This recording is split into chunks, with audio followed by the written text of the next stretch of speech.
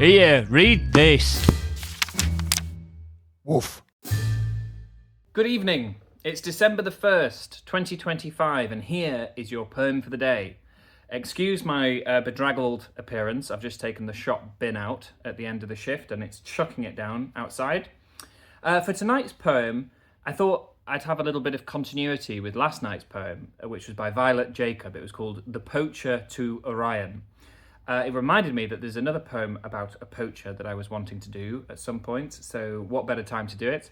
It's by Thomas Hood. It is just called The Poacher. I'll read it through in one, as usual, and then talk a little bit about it at the end. So here we go, The Poacher. This is actually the first poem we've done that has a little epigraph. It's a slight bastardization of some lines by Goldsmith, which read, "But a bold pheasantry, their country's pride, when once destroyed can never be supplied." That rather sets the tone for what you're about to hear. So here's the poem itself, The Poacher by Thomas Hood. Bill Blossom was a nice young man and drove the berry coach, but bad companions were his bane and egged him on to poach. They taught him how to net the birds and how to noose the hare, and with a wiry terrier he often set a snare. Each shiny night the moon was bright to park, preserve and wood. He went and kept the game alive by killing all he could. Landowners who had rabbits swore that he had this demerit: give him an inch of warren, he would take a yard of ferret.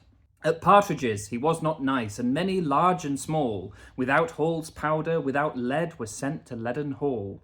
He did not fear to take a deer from forest, park or lawn, and without courting lord or duke, used frequently to fawn. Folks who had hares discovered snares, his course they could not stop. No barber he, and yet he made their hairs a perfect crop. To pheasant he was such a foe, he tried the keeper's nerves. They swore he never seemed to have jam satis of preserves. The shooter went to beat and found no sporting worth a pin, unless he tried the covers made of silver plate or tin. In Kent the game was little worth, in Surrey not a button. The speaker said he often tried the manners about Sutton. No county from his tricks was safe, in each he tried his lucks, but when the keepers were in beds he often was at Bucks. And when he went to Bucks, alas, they always came to hurts, and even oxen used to wish that he had his deserts. But going to his usual hants, old Cheshire laid his plots. He got entrapped by legal Burkes and lost his life in knots. So there you go, The Poacher by Thomas Hood. I first came across that poem in a fantastic little anthology called Bloody Versicles, The Rhymes of Crime. I might have talked about it on the channel. I think I did. I think I did it in a sort of recent reading video. It was an anthology of poetry inspired by criminals. Some real, so poems about Lizzie Borden, the famous rhyme about Lizzie Borden, that's in there. But also rhymes inspired more generally by criminal occupations like this one. I love how intricate and yet bouncy this poem is. It's got a sort of sublime silliness to it, and it's absolutely committed to mining puns about poaching for all they're worth. Starting with the H that is snuck into that Goldsmith quote at the start. The quote from Goldsmith is, of course, talking about peasantry, not pheasantry. So that really sets the tone for Hood's style of humour. And some of the puns are surprisingly elegant. I think that's one of the big appeals of this poem. Each shiny night the moon was bright to park, preserve and wood. He went and kept the game alive by killing all he could. I love the contradictory elegance of that. He's even got a bilingual pun. I don't know if you caught it. I had to look up what this means because I'm not a Latinist.